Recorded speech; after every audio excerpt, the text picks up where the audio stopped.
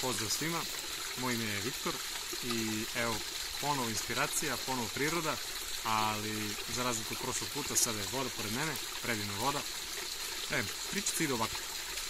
Nekada davno škotski farmer je obrađivao svoju zemlju i čuo neko zapomaganje. Iza njegove njive je bila jedna velika močvara. U močvari je spazio malog dečaka kako se davi i pritekao mu u pomoć. Spasio ga je sigurne smrti.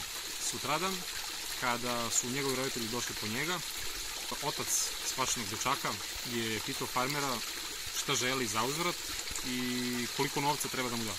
Na to je farmer odgovorio da nikakav novac ne dolazi u obzir, da je to jednostavna stvar koja je normalna, da se pomogne i da bez razmišljenja bi radio ponovo i da ništa ne očekuje za uzvrat.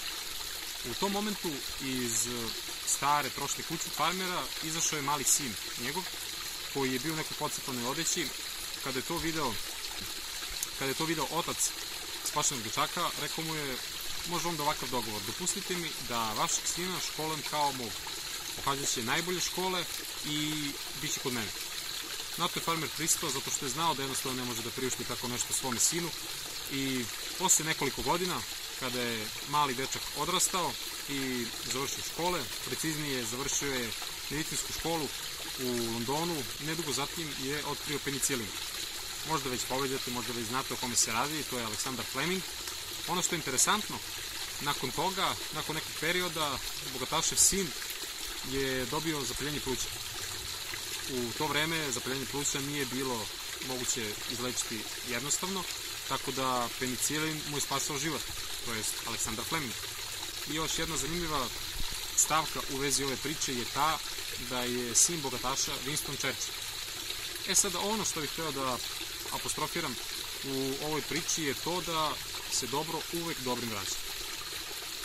Veoma bitna stvar da nikada u životu, kada pomažete nekome, ne radite to iz namere.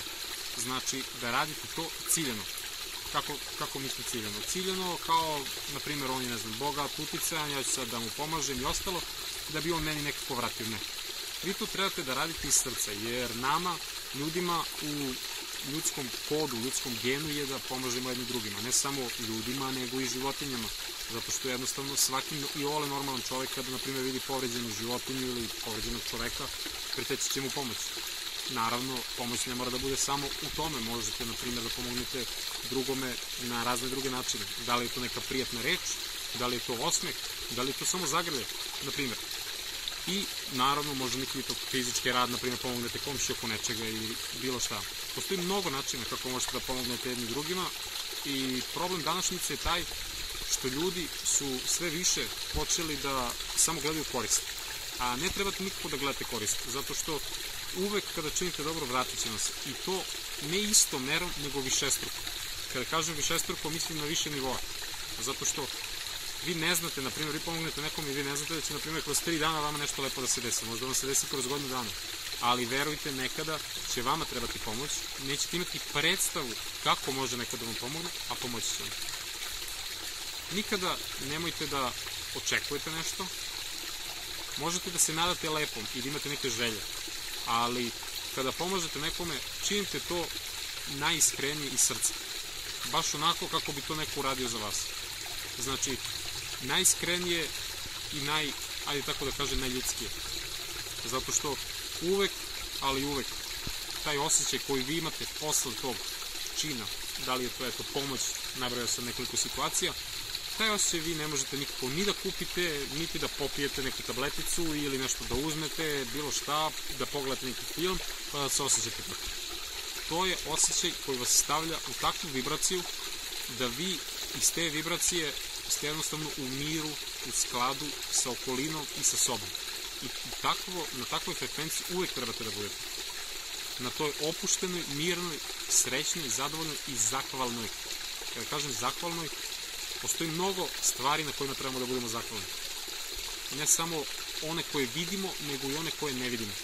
Ima dosta ljudi sa kojima se ne čujemo i ostalo, a ipak nam pomožu na neki način, ipak su tu za nas. Ali o tom potom, to ćemo u nekoj drugoj priči. Nadam se da vam je ova priča bila interesantna i zanimljiva i vidimo se u nekom od narednih klipova. Veliki pozdrav!